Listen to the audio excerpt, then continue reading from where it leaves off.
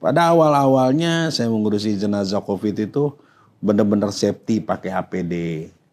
APD itu apa itu? Ya, baju APD ya kan, yang kurung gitu, nanti ada fotonya tuh. Itu tersiksa tuh, panas tuh. Iya, emang saya dengar juga panas sekali. Panas itu. Sekali itu. Ya sehari paling dikit saya memandikan tuh 5. Tepatnya sih nggak memandikan pada awal-awal COVID, Bang Andi. Jadi tata cara prosedur di rumah sakit itu boleh saya bongkar di sini, itu menyalahi syariat Islam. Jadi tidak sesuai gitu. Iya, tidak sesuai dengan syariat Islam memandikan jenazah. Ya, jenazah COVID itu ketika sudah divonis meninggal dan dia COVID, itu tidak dimandikan, Bang Andi. Oke. Ya, jadi saya bikin kain kafan biasa 3 lembar. Terus jenazah itu sama baju-bajunya, meskipun dia pakai pampers, sama pampersnya langsung saya bungkus, saya jadiin pocong tuh. Oh, nggak dibersihkan dulu nggak ya? Enggak. Karena itu kan sudah SOP atau bagaimana itu?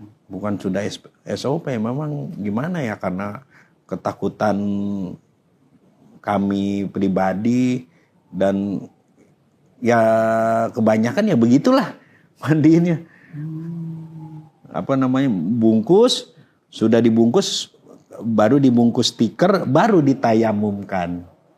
Ya Allah, kasihan ya. Iya, nah itulah fakta yang selama ini saya pendam, saya bongkar di sini.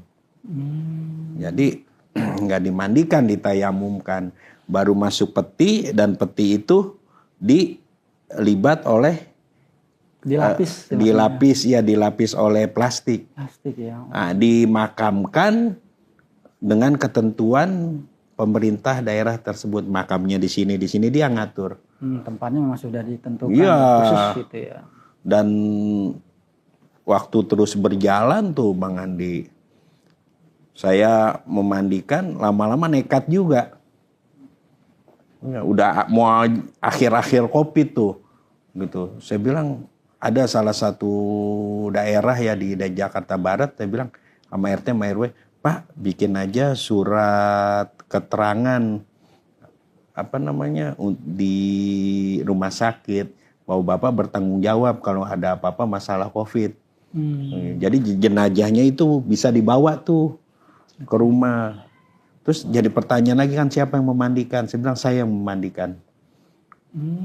Karena memang tidak kuat dengan peraturan di rumah sakit, akhirnya keluar. Iya, karena hati kecil saya menolak, Bang Andi. Menolak, wah saya melanggar syariat Islam nih, jenazah itu harus dibersihkan. Iya, sampai segitunya saya. Ya kalau dihitung-hitung masalah finansial ya, atau masalah uang, itu saya lebih besar dibayar oleh rumah sakit ketimbang sama warga di lingkungan. Mereka seikhlasnya, nggak bayar juga nggak apa-apa kan, saya udah punya gaji kan. Betul. Iya, akhirnya mereka bikin surat keterangan bertanggung jawab tuh. Dibawa pulang itu saya yang memandikan tuh. Tapi kuburnya diwakaf, Bang Andi. Oh, kubur diwakaf? Iya, kalau misalkan kuburnya di TPU yang resmi, itu dipersulit. Memang kenapa sampai sebegituan takutnya ya itu kuburnya itu disatukan dengan yang lain itu? Apa ada anggapan apa gitu? Ya takut tertular aja, Bang Andi. Itu kan pada waktu itu menjadi fobia yang sangat besar bangsa Indonesia. Bahkan seluruh dunia. Iya, padahal saya sendiri membandingkan COVID, bersentuhan langsung dengan jenazah COVID, saya belum pernah vaksin, Bang Andi. Nggak pernah vaksin. Jadi kalau misalkan saya mau berangkat keluar daerah naik pesawat, saya tinggal minta aja suratnya tuh. Bikin saya surat karena ordal kan, orang dalam. Lagi tenar nih ordal. Iya. Jadi gitu. Nggak pernah saya yang namanya vaksin.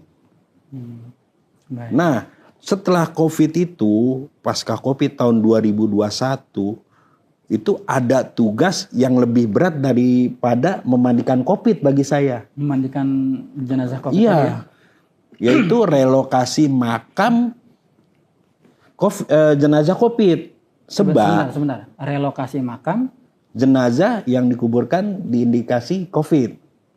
Oh, itu kan TPU-nya khusus kan? Khusus ada di beberapa TPU di beberapa titik di Jakarta gitu. Misalkan dia orang Bandung gitu. Betul. Terus kerja di Jakarta. Betul. Terus dia sakit. Betul. Terus didiagnosa COVID. Terus meninggal. Nggak boleh kan dibawa ke Bandung, masih PSBB. Oh, saat itu ya. Iya, jadi dikuburkan di jenazah khusus itu ya ya, pemakaman TPU yang khusus. ditunjuk oleh